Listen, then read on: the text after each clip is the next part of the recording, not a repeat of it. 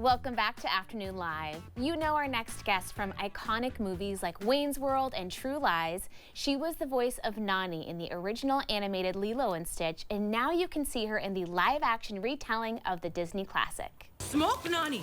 The alarm, the smoke alarm. Oh, don't worry, there's no batteries in there. Lilo! I took them out because it kept going off. That's not true. Say aloha to Mrs. Kekoa. Aloha, Lilo. How are you? Is that blood? Oh, yeah, I've been practicing jumping out of my window. She's kidding. We welcome to Afternoon Live one of the stars of Lilo and Stitch, the one and only Tia Carrere. Thank you so much for being here. Thanks for having me. That's hilarious. That scene, that little girl is the perfect Lilo, and Sydney is a perfect Nani. Little Maya is everything. I heard you say in an interview, she is Lilo. Disney found their girl. She's just perfection. Yeah, it was the hardest thing because I thought, after doing the cartoon, I thought, how are they going to find this character? And they saw probably 1,000 kids. It was incredible that they found her.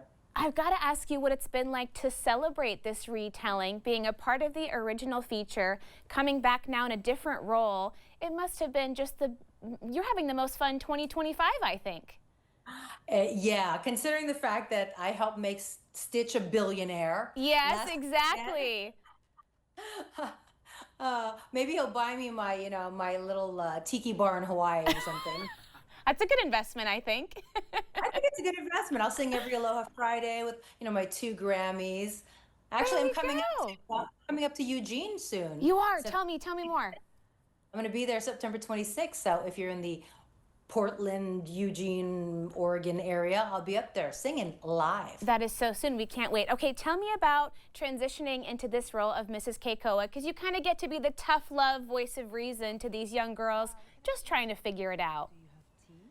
Well, the thing is, I played that out of control, messy teenage girl, Nani, in the animated feature 23 years ago. And now, all these years later, to play the mentor to that girl, it sort of dovetails perfectly with, me being a woman and a mother and a mentor in my current stage of life. So it was beautiful getting to experience both sides of that, the young girl and the mature woman. Well, you just said Stitch has made $1 billion, so we're hoping we're going to see more. Can we officially talk about a sequel yet?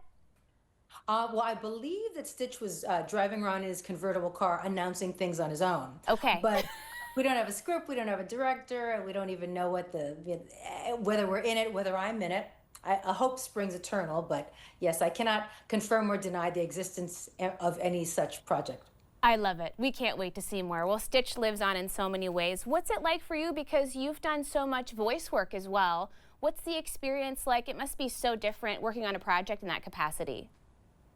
What was interesting is I was involved before the story mostly existed for my character. When I did the animated feature, I met with Dean DeBlois and Chris Sanders and helped put the fingerprints on Nani, and said I'd love to do a pidgin English accent, like the Hawaiian local accent, like this kind of cadence of speech. And I suggested singing Aloha Oi for that scene to say goodbye to Lilo before social services was supposed to take her away the next day. So I feel like I was part of the creative process on that one, and love seeing that continuing now all these years later. Well, and it's such a special part of the movie. I remember when Lilo and Stitch first came out, it was so beloved by people who said it connected to the culture of the islands in a really real way.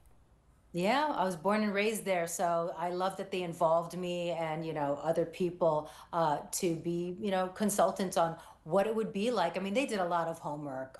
They went there to the islands. When they painted the watercolors, it looked a lot like the local homes that, people grew up in. So that's why it's such a coming home for all of us that were involved with it. Such a beautiful story that carries on. I want to go back to the beginning because you've celebrated some pretty great milestones recently, like True Lies, it's been 30 years. The Wayne's World films, it's been 30 years. I imagine people come up to you and still talk to you about these movies all the time. Well, 2 weekends ago was the last day of Castle's music store where that guitar scene took place. the last day they were open after 78 years, and I got to surprise people there that were having a screening, and I came in and did a Q&A and, you know, said hello to everyone. So it feels like I don't know, an end of an era, but I hope that it continues. It would be great to do another Lilo and Stitch. It would be great to do another Wayne's World. I know people still want more. I mean, as iconic and amazing as those projects are, there's always more stories to figure out. And I was listening to you talk recently about just the principal production of Wayne's World. You shot that in like less than 30 days, and you had so much to do.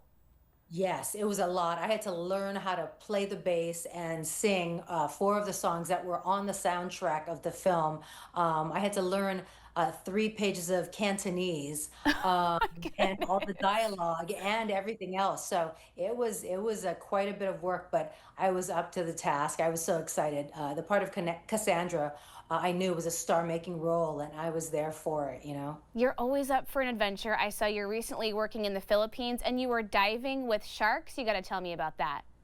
Well, just whale sharks. It's not Okay. like with you Still know, counts. great whites. Great whites would be another level that I don't know if I'm quite ready for. I've seen white tip and black tip reefs and nurse sharks, thresher, but not the tiger and not the great white. They give me pause, as they should anyone in the ocean. Okay, but you were working on a project in the Philippines recently? Yes, I was on a film called The Last Resort that unfortunately I was on exactly the same day that the Lilo and Stitch premiere was. So I didn't get to go to my own premiere. Isn't that how it happens though? Sometimes you're so grateful to be working and moving forward, and then you've got a calendar conflict that is just so painful.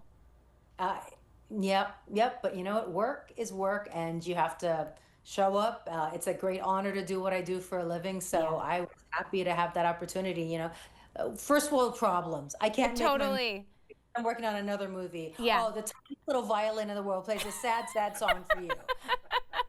Well, we so appreciate you spending some time with us. We're so happy to see Lilo and Stitch continue on, and hope to see you again soon. Thank you. Hope to see you up in Yes. Eugene again, Eugene. September 26th. Right down the road, the Willamette Valley. Thank you again, Tia. Right. Aloha. Lilo and Stitch is available now on digital and will be available 4K, Blu-ray, and DVD on August 26th. We will have more information on our website at katu.com. We'll be right back with more Afternoon Live right after this.